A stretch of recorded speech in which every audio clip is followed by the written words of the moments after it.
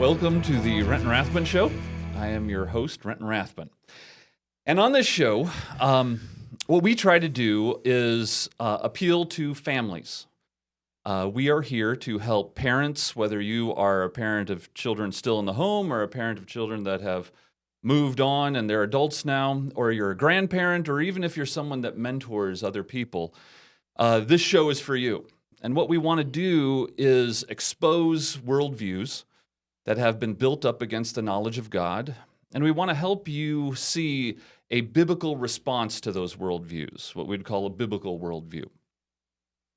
Now, on today's show, we are going to confront one of those worldviews. We're going to talk about the movie Wicked, which didn't start out as a movie, of course, but has turned into one. But we want to show you not just objectionable elements in a movie, but philosophies that are in this movie. And it's not really just a movie commentary. What we really want to get to is the philosophy that has kind of taken over all of media and is attacking the next generation and changing the way they think. With us today is Christopher Zeidowitz. I call him Topher. And glad to be here. I'm for happy your for you first to show. be here. Yeah, It's exciting. Let me ask you, Topher. Shoot. Give us a little background about yourself. You know, why would we talk to you about film? And tell us how you came about in the business. Well, I have been teaching film for 30 years at a school down in the South there. I enjoy teaching it. I'm involved on different boards for visual media, for film, connected in the industry, but I love teaching because the study and philosophy of film is incredible. And so I've been doing that for about 30 years, have a degree from a school out in California.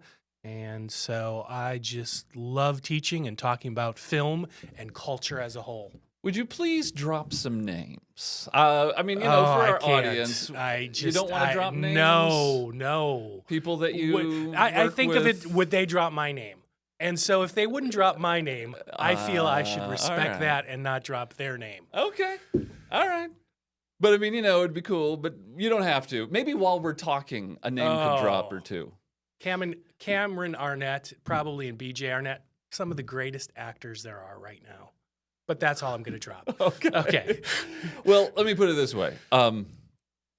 He's not just an enthusiast. He has real connections and real things going on. So let me ask you this. Okay. We live in a world that's very visual. Very. Because the technology has moved that way. But long before the technology got all complicated in the way it is today, we loved movies. Even back in the early 20th century, people were amazed by the moving pictures. But it goes deeper than that, I think. There's something about story that is inherently in humans. Can you tell us, why is it that film has been so effective in changing the thinking of a society? Well, it begins in a garden. God begins the storytelling process with us and uses visuals, semiotics, parts of the story to tell us something deeper. And throughout the scriptures, repeatedly, he tells us different versions, different ideas, different ways that the gospel is communicated. So we love stories from the very beginning. In society today, the idea of telling stories has evolved into films and visuals because since the beginning, the visuals were important. And so when we look at a film, we're seeing people or objects make decisions, just like we do in real life. Mm-hmm. But these decisions are on bigger scales, broader scales.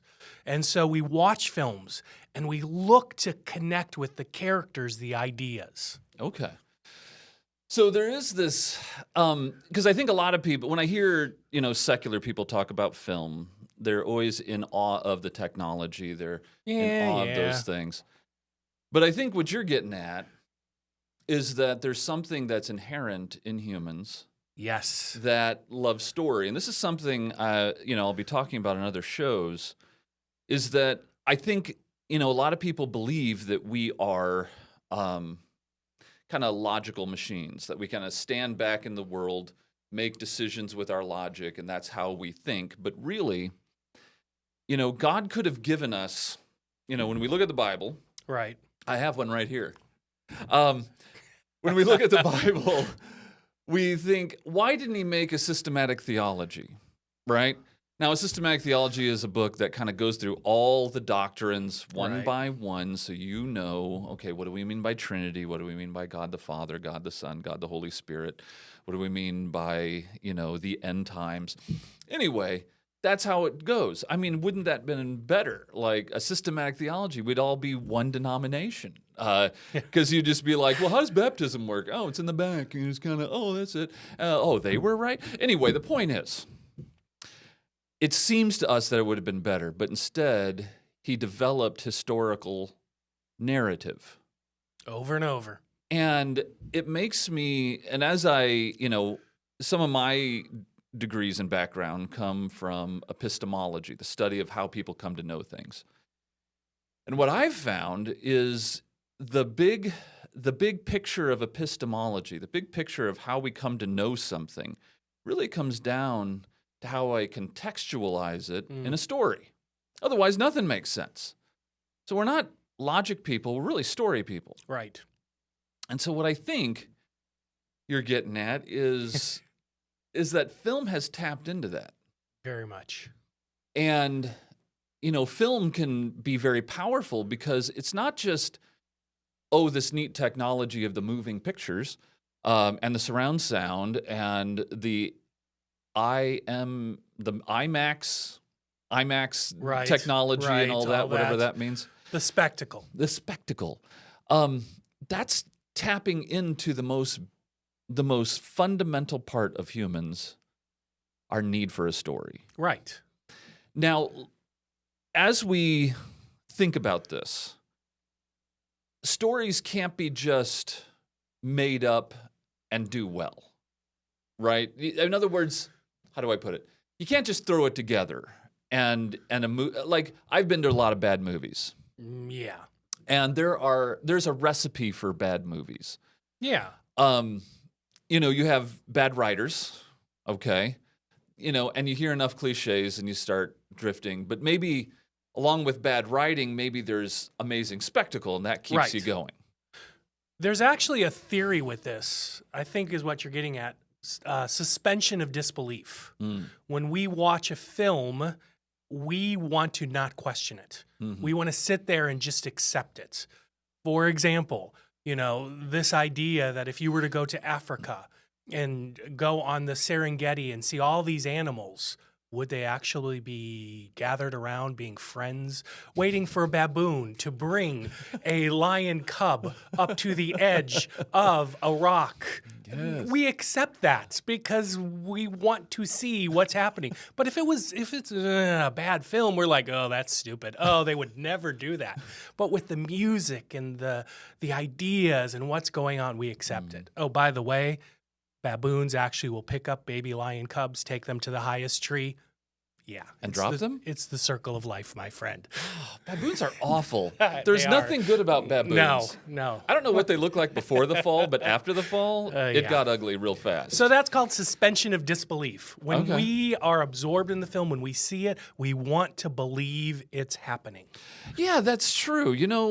As you look at that, it is really stupid as all these carnivores gather around their meals, but instead of eating, they're like looking up and like, oh, we got a new king. That's dumb.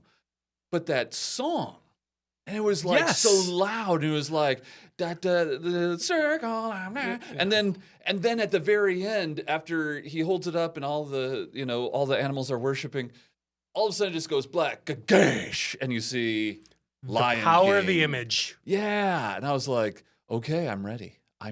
But that's what film does. Yeah. But as you describe it, it's really stupid. Yeah, pay no attention to the man behind the curtain kind of philosophy. Interesting you should say that. Yes, That's interesting. A wonderful segue. But before we get into the actual film we're talking about, Explain to me, as someone puts together a film, what it means, everything by choice, nothing by chance. It's my philosophy that a film director takes a story, he puts his fingerprint on it, but then the casting director, the cinematographer, everyone is making conscious choices that are written down on a page that we never see the page of. It is that character knows what to say in the right time. They're so eloquent in what they say. Why? Because they read the script. Yeah. How does the bad guy know that the good guy is waiting there? Or the good guy know that there's two bad guys behind that door? He read the script. Yeah. And so everything in that film is by choice, not chance. But when we watch the film, we believe it is free will, that character is making choices to go through that door, to go through up that elevator. All these choices seem like they're free will, and they're not. Words are put on paper. People follow that paper. Philosophies happen because of the words on that paper. And nothing by chance, everything by choice. You know, I take great pride in the fact that most of my degrees are useless. And so, and no offense if someone is putting time into this, but one of my degrees is in theater. Ooh. And no, there's nothing you can do with that. If you don't have the talent, you don't have the talent. Because what you find is all the people that are doing great out there, they didn't have to get a degree because they're already good at it. Yeah, and if you're not good at it, then people are happy to take your money to continue your mediocrity. My point is this. In my theater degree, what I found was when you're putting together a play, because I never put together a movie or anything. I was in a low-budget movie that no one will be able to find. However, I can probably get them a copy. Yeah. I think there is one at the BJU Press store, but don't do it. Anyway, as I'm putting together plays, because I was a professor up in Minnesota for a little while where I was the theater professor there. It's really overplaying my hand by calling myself that. But my point was that every time I put on a play, everything has to matter. Yeah. You know, we think, oh, they're wearing clothes of a certain time period. No one thinks about, you know, the audience isn't thinking, oh, that's significant. You know, what are they trying to say? But the director is. Right. Like, you know, I put on a play of Romeo and Juliet, and what I wanted to get across was that the whole play is about people who know nothing about love, but are convinced they do. So I set it in the 60s. Because to me, the 60s was a time where everyone was saying the word love, but no one knew what it was. And so, you know, everyone's wearing bell bottoms and, you know, whatever people wore in the 60s. All that spectacle of the 60s. Yeah. And you know, people thought it was fun. Like, oh, this is interesting because not wearing togas or whatever. But I don't know what, anyway. It was Venice. It was Italy. Who pays attention? Yeah. So, but everything I did had to, you know, had to mean something. Yeah, I had to make a choice of every single thing. The audience, I'm trying to get them, they may not even notice the 60s part. They may not even see it. I had, you know, bright colors, flowers everywhere. But it was a way of coaxing them into my agenda. Ooh. Now, I like the way you said that. Yeah. So what I found was if you don't have an agenda, then you have nothing to base your choices on. Otherwise, you're just thinking, you know, it'd be really neat if we did this in the 60s. I just love the 60s. Then you sound stupid. And you don't, everyone's confused. Like, well, why is this happening? Why are there swords in the 60s? That doesn't make any sense. So I'm glad we didn't. Is there a review somewhere we can read of this? I hope not. It was deep in Minnesota. Like, anyway, land of 1,000 lakes or whatever, or 10,000, whatever. My point is, in a movie, when you're talking about the kind of money that these people are dealing with, especially like a movie like Wicked, tell me about the need for an agenda for your movie, even if it's a good agenda, and how that relates to the choices you're making. Well, we look at text, which is the script and what we see on the screen. Text is one way to evaluate What are the characters saying? How are they dressed? What's happening? What are the choices? Who are the villains? What's the piece of information that is given that helps them to achieve a goal? So that's text. We can also look at context, which is who are the actors? What are they saying? What is the director saying in interviews? What are they trying to communicate outside of the film so that when you watch the film, the choices that are made are more obvious? They work together better. A good artist communicates in their work. They don't have to go around explaining it, but because it's Hollywood, they're explaining it for awards, for each other, for people who might not understand, because they want their agenda to be known. They want people to say, okay, I accept this person making this choice, and I want to be like that. So text and context. Okay. Well, that brings us to the movie. And, we're not going to spend the whole time on the movie because what we really want to get to is that philosophical idea that the movie was getting to. But can you give us a little rundown without any spoilers? No spoilers. Just a little rundown of the basic plot of the story in Wicked for those that haven't seen it. And then give us a little history of where this movie came from. It didn't just, someone didn't say, I got a great idea for a screenplay. This has a whole history behind it. So give us a little bit of both. Well, of those. Some people say that Hollywood has run out of ideas. Their intellectual property deficit. And so they're using and recycling, regurgitating former ideas. Well, there was a book written by Gregory Maguire about the witches in Wizard of Oz. Wizard of Oz, 1939, based on Baum's book of Dorothy. And so MGM made the film in 39, Technicolor. It becomes part of the culture of the United States, chosen by the Film Historical Society. We do have one of those in the United States. And so they choose this film. The book talks about the wickedness of the witches and how they were misunderstood. The book gets adapted by Stephen Schwartz into a Broadway play, incredible big success, but the play and the book are characters based on each other. The book is very different from the musical, and then we have a film that is based on the musical, not necessarily the book.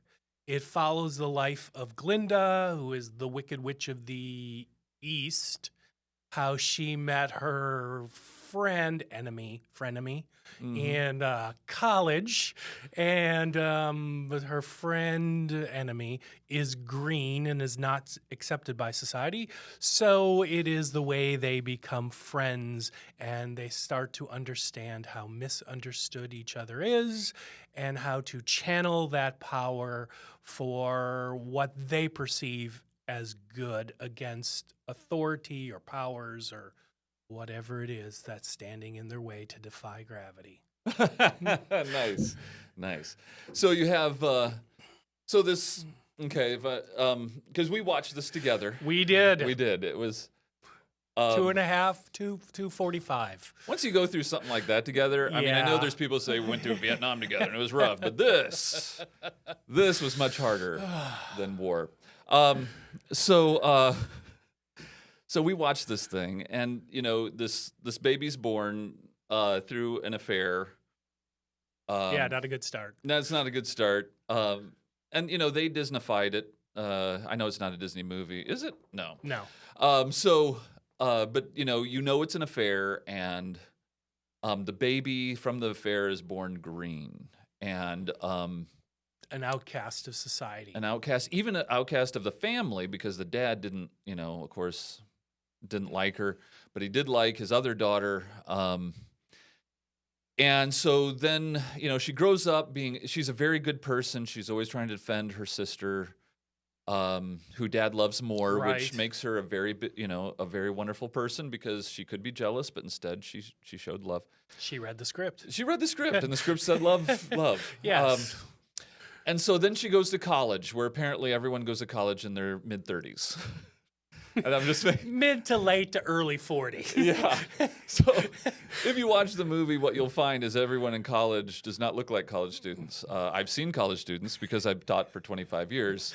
A little different. And they look very young because they're only 18 to 20 years old. Most college students don't break into song and move around rhythmically either. That's true. And So- I've had a 15-year career in Hollywood. Yes. Anyway, but we suspend the belief. We say, no, this is okay. Right. They These set up the kids- world. They set up Yeah. all the characters. We see everything. Maybe high school's longer in this world. It is. So we accept it. And then in college, this is where the green girl and Elphaba. yeah, I like that they use really easy names to remember. Alphaba. Well, it's based on Baum's name, I guess, from the original Wizard of Oz. Okay, and that's a weird name too. Yeah. So they just made it harder. Yeah. That was smart. Okay, so Frank L. Baum. I'll just refer to it as the green girl. I hope that's okay. I don't know if that's Sounds someone's slightly. gonna be upset about that. Fortunately, we have no green people to be offended at it. So the green girl goes through college. She is roomed with the most popular girl. The pink girl. Who is, yeah, everything's pink. She's very girly. And I think she's supposed to be very attractive. I think Yes. Yes, for that today, is, whatever. that is, yes. Yeah. And some of you people my age will find when you see her. I mean, I don't know. I mean, I don't listen. She's a rock star, or they don't. She does have a career in singing. It's singing. Yeah, I think I she's guess I made wouldn't- some money in that yeah. area too. If you're my age, you probably wouldn't call it rock. What would you call it? Pop. Pop. Disney Channel pop. Yes. So you probably don't know who she is. I didn't know who she was. But she's good looking for the world that we live Right. in today. They chose her for reasons. So she's the green girl's roomed with the most popular girl in the world, and the green girl is a little awkward.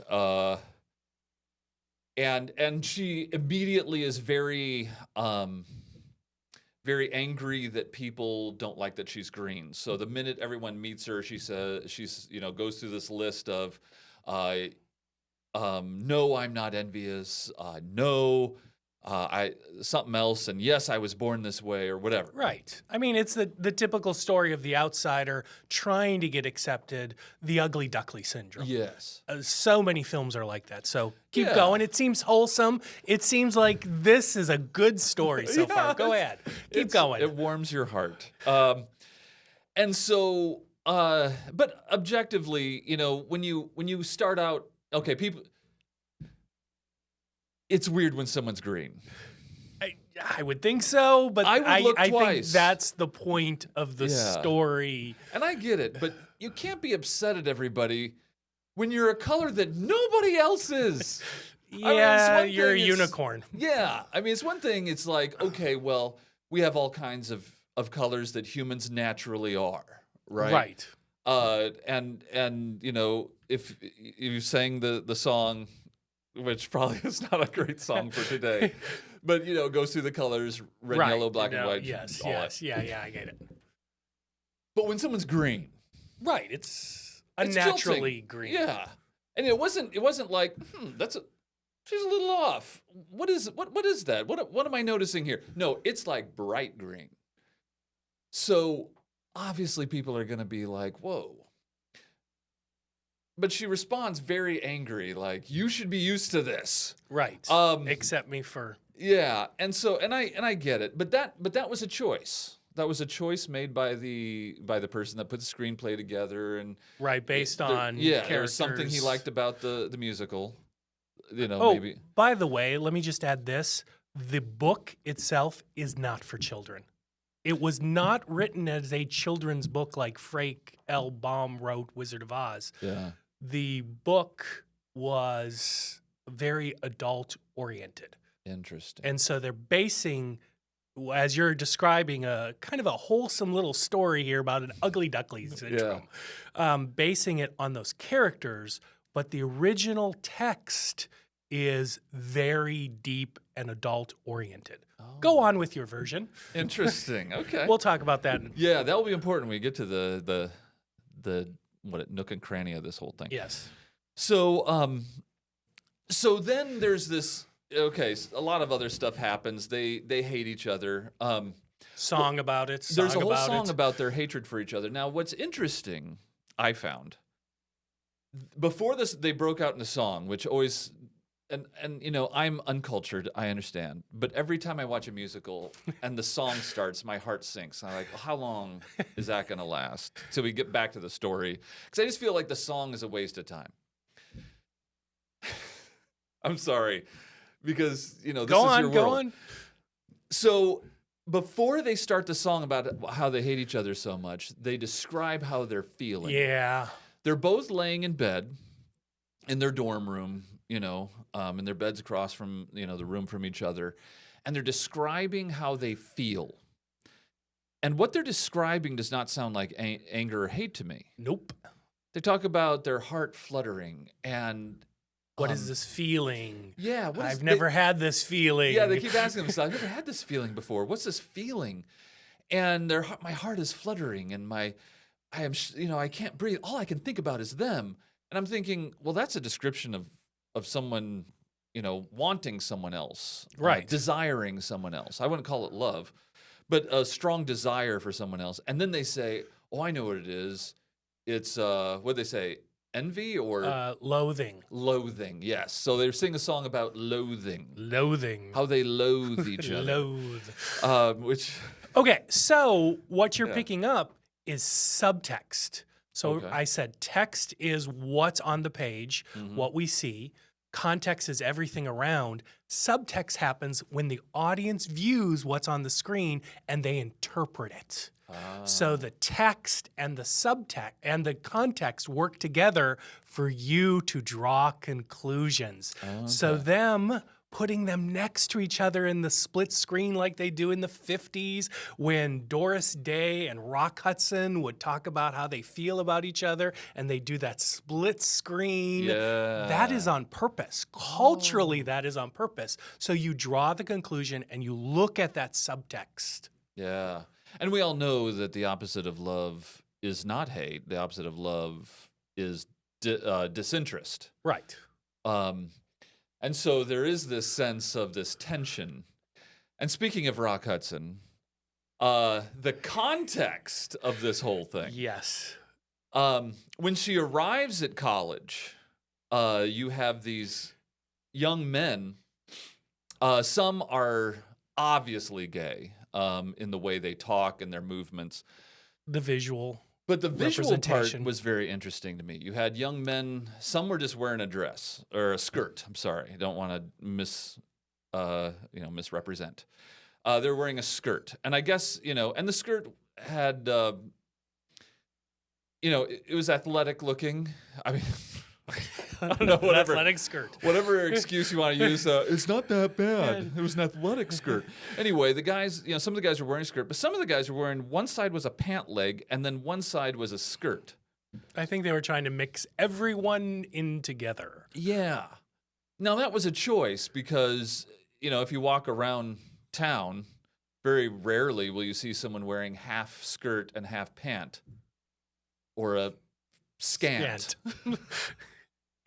So you're in this world, and they obviously copied off of Harry Potter because it's a magic college where you learn magic. But they're not in their teens. No. So they're not totally. No, maybe this is where after Hogwarts, if you're good grad enough, school, you can go to grad school where everyone wears scants. So anyway, they have this, and that's a choice. Because they're populating the world that you're seeing so that the choices those characters make seem normal. Yes. They're making the right choices. Yeah. The diversity around them, the diversity of dress, the diversity of everything. Yeah. Except the green person. Right. That they didn't like. You got a kid standing there with a trouser on one side and a dress on the other. He's like, hey, is she green? Anyway. Yeah, I'm not accepting her. Yeah. Because that's too far. Yes. But there was a lot of diversity. So I saw there was a spectrum of color. You had Asian people, you had black people, you had, You had Filipino people. You had all of those Right. people It are was accepted. good representation of a Yeah. culture of a university. And no one had a problem with those colors. Right. No one had a problem with the guys that eventually, when they go to the party, which I think is the big moment, this is like the crisis. Right. So in a plot line, you have the setting. Someone makes a decision that starts the upward journey of the Ooh. rising action. Yes. And that rising action culminates in a choice, what I call a crisis, where the person can either go one way or the other, which will change everything. And at this party, you have young men that have just gone all the way. They've partied themselves to have female hair, female makeup, female dress, but they're obviously a dude. Right. The Adam's apple is protruding, but they're wearing a dress. And that is to be normal. Now, as I'm talking about this, some of our parents might go, well, I'm not sending my kid to that. And I would say, great. However, that's not even the philosophy yet. No. That is what you call the context that they're living in. This is just the context. Right. With the different subtext that we're getting from the text. They make everything look very normal. Yes. This is how parties are now, parents. Now, you may not agree with it, but your kids still need to see this because this is normal. They're going to run into it one day. I mean, you can already hear the excuses that parents are already giving themselves so their kid can go see this, right? Like, well, this is part of the world, and they need to know this. And when they come home, we will tell them this is bad. And so when we see the context, we think, okay, those are the obvious things. And, and they even put that. You can go to a website and say, these are all the bad things of this movie. There's guys dressed as girls. Right. There's Crosswalk. Dudes, yeah. There's a lot of websites that'll list all the objectionable elements. Yes. It will tell you how much swearing there is. It would even tell you that there are young men who demonstrate their desire for another young man. That Very happens strongly. that happens during one of the songs. That is, I try not to sleep through. So I'm sorry. I know there's art there, and I know someone worked hard on the song. It's very hard for me, an uncultured man, to get through musicals. The music has got to be super good. So that brings us to the crisis, where the Green Witch does this goofy dance, which objectively looks like she has no idea how to dance, which to me was kind of refreshing because everyone was really good at it, and it's like, let me see something that I can identify with. And there you go. The Green Witch was just doing this stuff like, I could do that. I could do that weird You're thing that identifying. you're doing. Yeah. That is the point. But, I'm old. And so, everyone around them was, in their 30s. So going to college. And so they all thought, okay, this is stupid. Not only is she green, she had the audacity in front of everyone to do this stupid dance.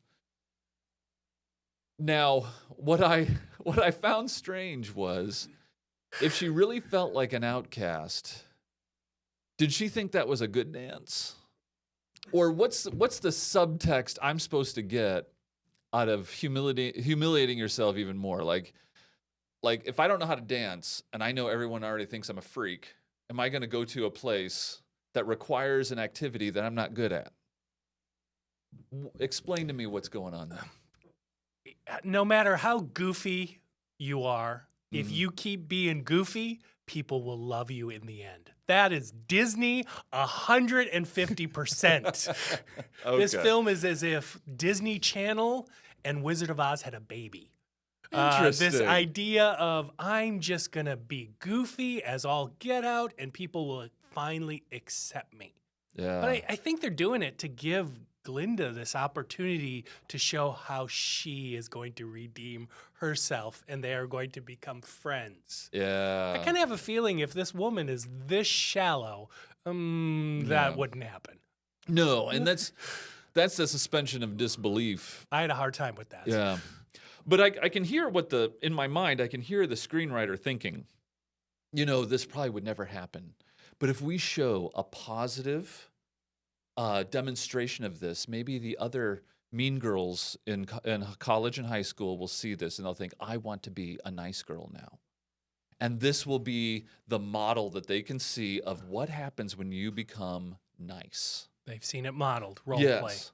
And so I can picture the screenplay, dude, or whoever it was. It had to have been a woman. Who wrote this? Do you know? Winnie Holtzman and Dana Fox, I think, with Steven Schwartz. Okay. So it was women. All right. And I don't mean that to sound sexist, but if you watch this movie, I just don't see how a man with any kind of testosterone. It has a feminist point of view. Yeah. Very strong. Yeah. And the music. So anyway. Barbie meets... Yeah. Yeah. The Green Goddess. Yeah. It was... So at the time of crisis, and this might be a spoiler, so I'm sorry, you can... I think they advertise it. Yeah. I mean, it's obvious what's going to happen. The popular girl, what was her name again? Glinda. Galinda. So she decides she's going to do the stupid dance too. And so she starts doing the stupid dance and everyone's like, what are you doing? You need to stop because you're not going to be popular anymore. And now what's interesting to me is the person that yelled at her about that was a gay dude. Mm-hmm. And the female companion that always seems to follow gay guys around.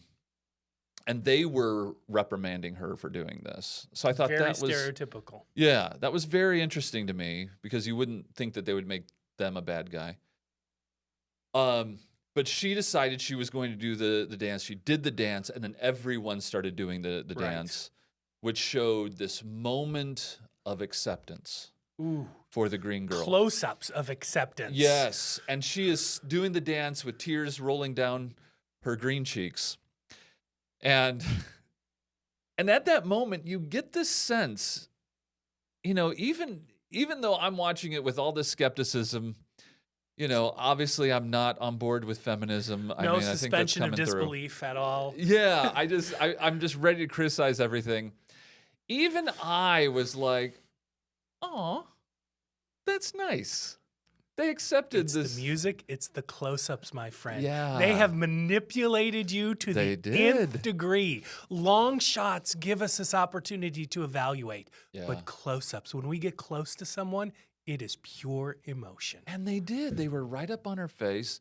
The woman is objectively a good actor as well as she is a singer. She's a great singer. Yeah, there's talent. And if she's singing like good songs, I couldn't imagine what that would sound like. So, sorry.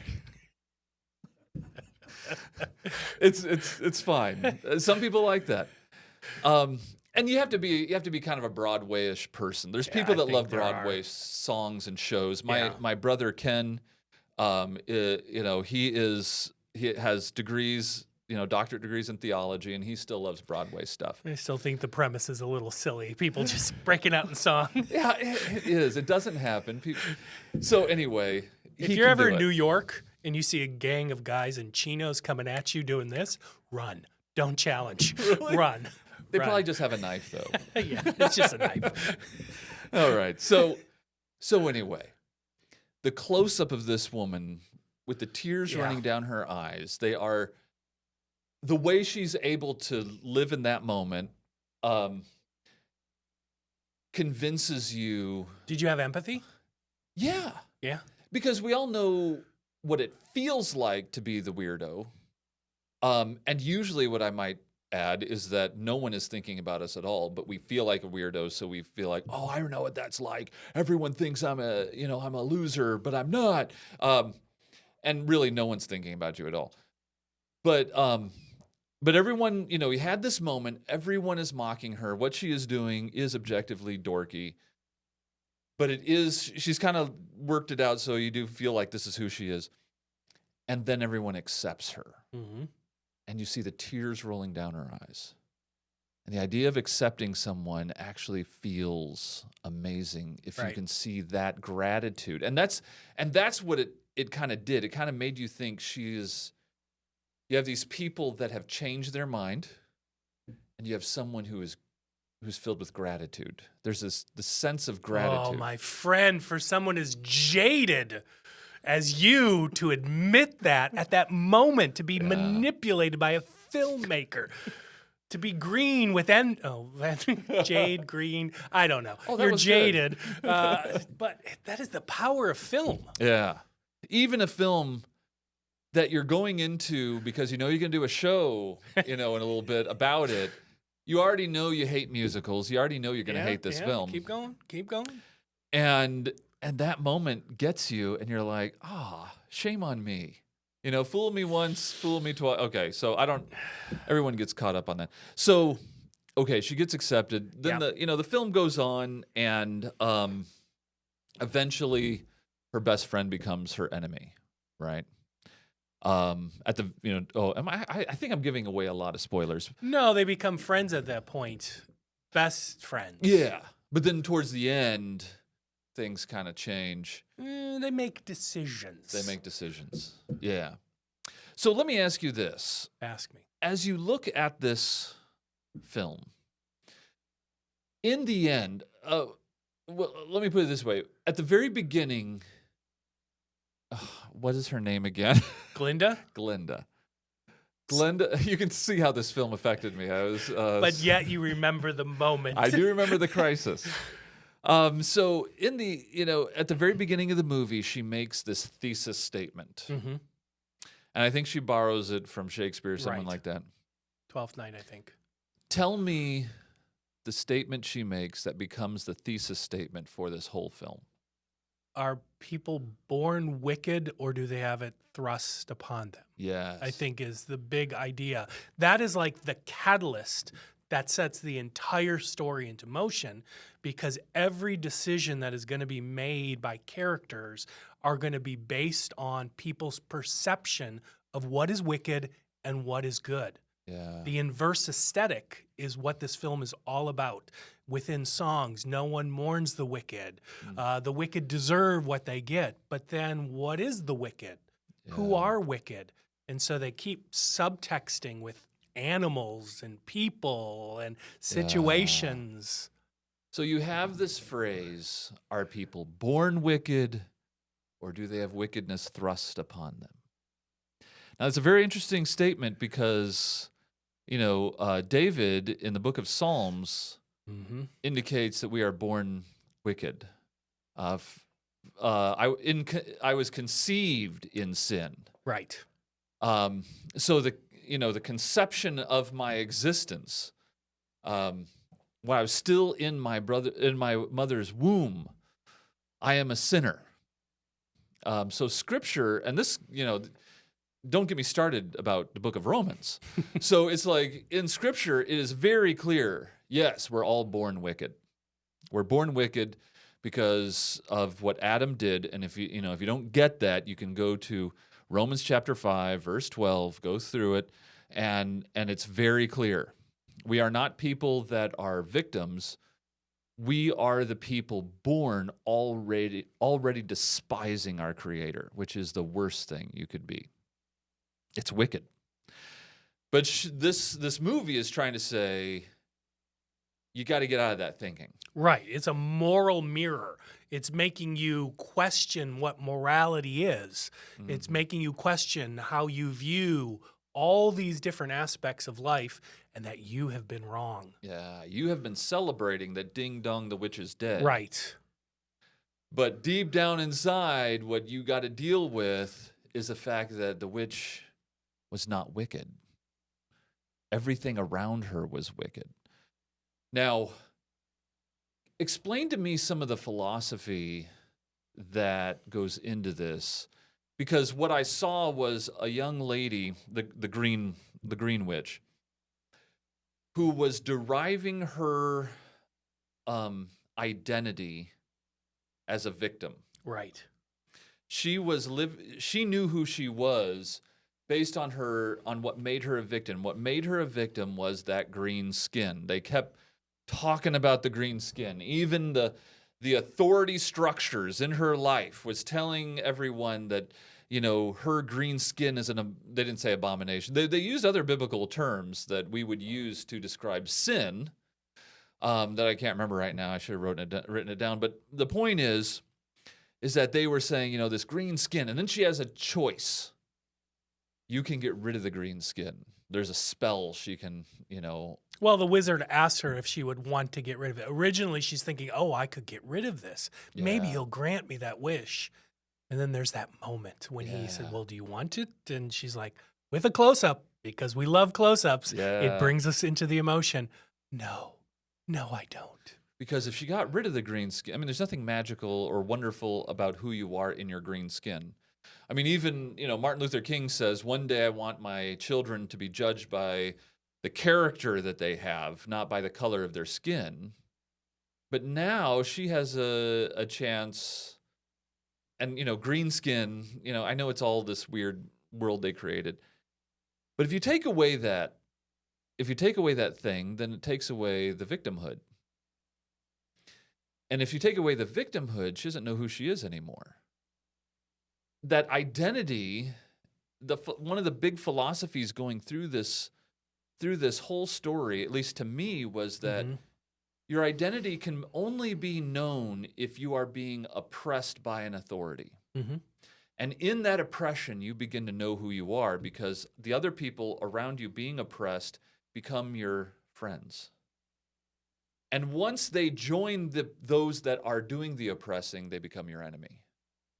And so now your life is going to be understood, and your identity understood based on how you are a victim and who your enemy is, usually an authoritative structure that comes down upon you and says what you're doing is wrong. And without that authoritative structure telling you you're wrong, making you a victim, you're not sure who you are. Did you see that in the movie, and did you see parts of that movie that was pushing that? Yeah, I think it goes to a bigger picture of what culture actually is doing. It is trying to help young people, or even 30-year-olds like the age of those, try to identify who they are in the context of the world and what's going on. And this is like in every single thing that's being pumped out is, look at this person. They have been oppressed. They are a victim. They stood up, and they are true to themselves. They, no matter what the sin or the other ideas are, they are going to stand up and accept and get new family, new people. And it's not just Wicked. It's just about everything that's being pumped out today. Because young people are trying to find identity in culture, trying to find, and I think Wicked is just a part of that popular culture. They use an adult book to make a musical. Well, great, let's jazz it up with music. And then take this story. They've reissued the book with the cover of these two actors on it and putting it in libraries and other places so that it is appealing to young people to want to read, thinking it's that story. It's a PG film, but the book is not PG at all. Now, when we look at this, the danger of all this, what we see is a redefining of what is wicked. I mean, we see this with Joker, right? The movie Joker. Right. When I was growing up, Joker was a bad guy. And we didn't care what made him a bad guy. He was bad. He did awful things. He must be brought to justice. Inverse aesthetic, the anti-hero becoming the hero. Yeah. And it's almost everything is forgiven once you know they had a hard life or things went bad for them. Or life, because of the adults in their life and the authoritative structures in their life, constrained them. And in that constraint, they were hurting that person. Right. And that, of course, that person went this way or that way because the authoritative structures were condemning them and shaming them. And in that condemnation and in that shame, they were abusing that person. And in that abuse, that person becomes strong when they accept, I am a victim of these people. That makes me know who I am, because there's other people those authoritative structures are condemning that I can now bond with, who are no longer, if I can put it this way, no longer my parents who have condemned me, or my church that says what I'm doing is sin, Now I have friends that my parents don't agree with and my church would not agree with. That are accepting me. And they accept me. I can do my dumb dance, and they'll do my dumb dance with me. And I won't have any shame. I won't have any kind of... I can be free. I can be free. Limitless. Right. I mean, and that came up in the movie over and over. Unlimited. I want to be unlimited. I want to defy the most fundamental thing of the universe. And if you ask any physicist, and this is kind of a big statement for someone who's not a physicist, but if you ask any physicist... You have a lot of degrees. Yeah. Yeah. So that kind of means something. But if you ask any physicist, what's the most fundamental construct of the universe that makes the universe the universe, what would it be? Can I answer? Yes. Gravity. Gravity. It's not just a good idea, it's the law. Yes. It's a limitation. Gravity is a law Yeah. of the universe. Any 50-story building will tell you that you can't get around it. But what if you could defy it? If you could defy gravity? Because your authority says? Yeah. Well, I mean, that's the thing. I mean, and I know, and for those of you that might know about this, this is the final song of the whole thing. It is the apex. Yeah. The only song that was kind of catchy to me, I was like, oh, I've heard it somewhere. Anyway, she wants to defy gravity, and she ends up defying gravity. Right, because she's going against authority, going against what everyone told her. Yeah. She's becoming her own person, even Yes. breaking friendships. Yeah, exactly. And you have to. Because what you find is I can find my identity. And this is where, you parents or grandparents or mentors who have any kind of say in a young person's life, this is the philosophy that's grabbing the kids today. The idea that I am a victim, the idea that that the authoritative structures in my life don't understand me, they don't accept me, and they're trying to shame me. This gives me my identity. I need those enemies in my life. So how I despise them, or if I can put it this way, how I defy them. Well, the wizard makes that point about that you need a good enemy to fight against. Yes. That to bring people together. Yes, that's right. The wizard, Jeff Goldblum, in his way, who is always the same guy in every film. With dinosaurs and the green. He's just the same guy. He just keeps showing up in different worlds. But yeah, he says, in order to unify people, you need an enemy. Now, he became an enemy because he was an authoritative structure. But that little piece of information is vital because this is what the world knows. What you find out is the green skin you would think is about race. That's how I kind of felt about it for a while. But when I really thought about it, I thought, well, this wasn't about race because all the other races were represented and they were getting along just fine. Right. So there was something about her, who she was, that was different. She was born that way. And even when the actresses were interviewed and asked, what are you trying to say in this movie? The woman who plays the Green Witch, who is an African American woman, at that point had a chance to say, this is about the work we still need to do in our race relations. This was wide open for her to say that. She did not say that. She said, this is a film about how we treat other people who are different. Now, you can get from that, race, but she didn't say that. No. And who's different? People that are born different, right? Which is, you have some pop song about being born this way or whatever. And the LGBTQ community is the community of the influence in the world today, especially through media, far beyond race. They tried to shut down, not try. I mean, they did a really good job at shutting down a comedian who I think spoke for a lot of African American people.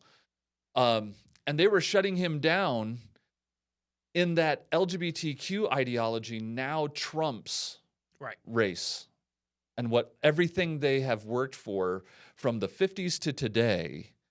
And I say 50s, not just 60s, but what they were fighting for all the way today doesn't matter. LGBTQ ideology is queen, if I can put it that way.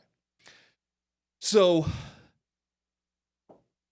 when she says that, how we treat people who are different, that kind of stuck in my head as I started watching this thing. And what I think they're getting at is the green skin isn't about race. It's about this idea of what I think of who I am, whether that be a gender issue, homosexual issue, or whatever issue it is. This is something that people think I am wicked because of this thing. But if they know who I really am, they can accept me. Now, I still need those authoritative structures in my life to keep my enemy so I can have my... what would happen to LGBTQ community if immediately all the Christians disappeared off the face of the earth, right? We're not getting into Revelation today, or Thessalonians. But my point is, and they had no one shaming them over this, right? You might still have Ben Shapiro still here. So you'd still have some, talk radio people. But, if they had no enemies, who would they be? Rudderless. Yeah, they wouldn't know who they were anymore. You need the enemy so that you can have this victimhood and you have the hate group that you need to always push against so you know who you are. This is the identity that this world is trying to teach our kids. This is the way you get to know who you are. Is it a Marxist philosophy then? That this crisis, this problem, we use it, never let a crisis go to waste. Yes. We use it and we identify around it and we push our agendas forward using those ideas. I would even call it post-Marxist Marxism. Because with Marx, I think that's right. Okay. So with Marx, he was running towards a utopian world. Right. Where everything was flat. There was no, class or class warfare anymore. I think we live at a time where we need permanent victimhood. And so, yes, I want to be, king of the hill, but I still need people to hate me or to disapprove of me. I need my enemy to know who I am.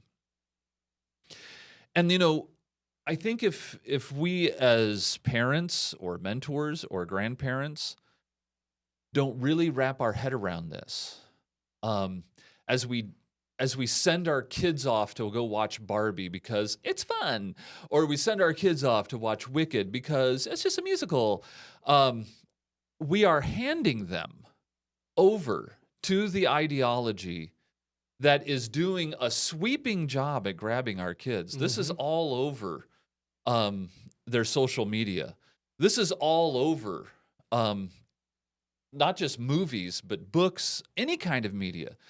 The only time we have to get a hold of our kids is to help them be discerning, help them to see social media as a very small thing in their life, to help them find their identity in Christ instead of what the world wants them to find it in. And that identity in Christ does not make you a victim, and to stop trying to find a victim version of identity in Christ, but a victory version of identity in Christ, because Christ is our victory. And so we need to insert ourselves. We need to find a way to get our kids to rebel against this, because this is going to destroy them. And we cannot, and let me quote Vadi Bakum really quickly, we can't keep sending our kids to Caesar and be surprised when they come back Romans. So let us make a difference. Let us learn what it means to insert ourselves into the next generation, because if we don't, they're finished. So thank you for joining us today. Thank you for tuning in to the Renton Rathman Show, and thank you, Topher, for joining us today. I enjoyed your first show here. Yeah, we'll have to do this again sometime. Let's do it again. All right, thanks for joining us.